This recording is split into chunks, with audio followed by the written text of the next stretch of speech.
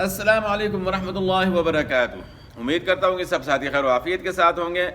آج ہم نے سکون کے متعلق پڑھنا ہے۔ سکون یعنی جزم۔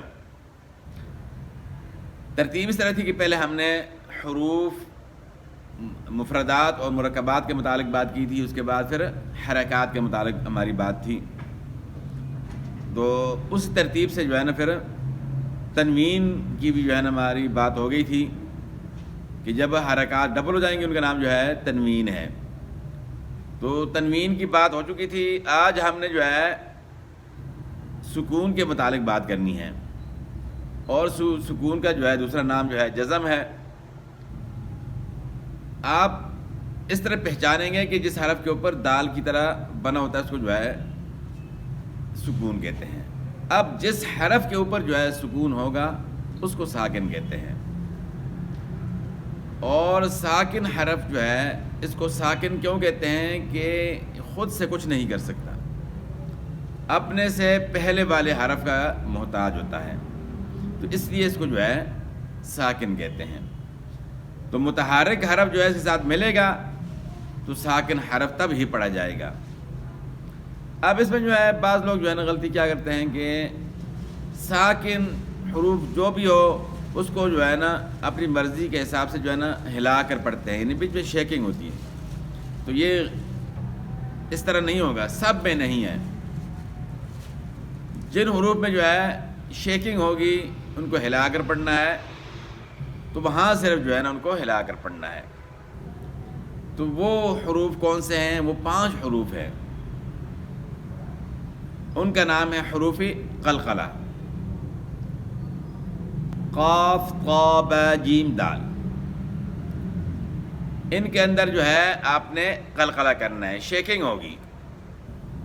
جس طرح آپ پڑھتے ہیں حمزہ با زبر اب نہیں پڑھنا، اب اس کے بعد تا ہے، تا حروف قلقلہ میں نہیں ہے، وہاں آپ نے اس کو ہلا کر نہیں پڑھنا، ات نہیں پڑھنا، حمزہ تا زبر ات۔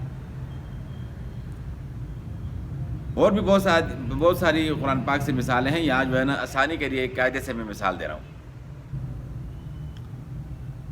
اور حروف قلقلہ کا جو ہے مجموعہ اگر آپ یاد کر لیں تو اور زیادہ آسانی ہوگی۔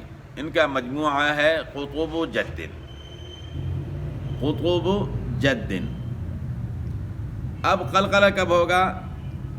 جب ان کے اوپر سکون اصلی ہو، خواہ وقف کی وجہ سے ہو، دونوں حالتوں میں، حالت وقف اور حالت سکون، دونوں میں جو ہے ان پر جو ہے آپ نے قلقلہ کرنا ہے۔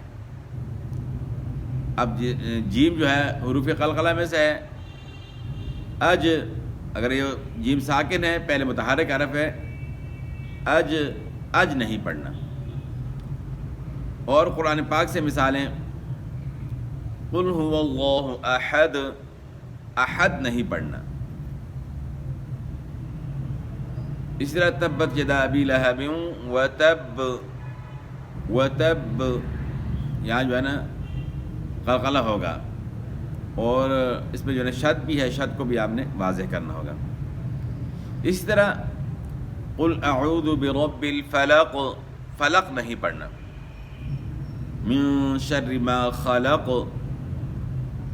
تو جہاں جہاں حروف قلقلہ ہوں گے ان کو آپ نے جو ہے ہلا کر پڑھنا ہے، یعنی قلقلہ کرنا ہے، شیکنگ ہوگی اس میں۔ قلقلے کی مثال جو ہے اس طرح ہے کہ جس طرح آپ کے پاس کوئی بال ہے، آپ مارتے ہیں دیوار کے اوپر تو اچھل کر جو ہے آپ کی طرف آتی ہے، تو اسی طرح آواز ٹکرا کر واپس آئے گی۔ تو یہ ہے قلقلے کی مثال۔ تو سب حروف کو جو ہے نا آپ نے ہلا کر نہیں پڑھنا، سوائے حروف قلقلہ کے، کہ ان کو جو ہے آپ نے ہلا کر پڑھنا ہوگا، اور وہ ضروری بھی ہے۔ تو حروف قلقلہ جو ہے ان کا مجموعہ بھی آپ کو بتا دیا، آپ نے جو ہے نا ان کا مجموعہ جو ہے یاد کر لینا ہے۔ تو جب آپ مجموعہ یاد کریں گے تو آپ کے لیے یعنی آسانی ہوگی۔ تو باقی ملتے ہیں اگلی ویڈیو میں۔ والسلام۔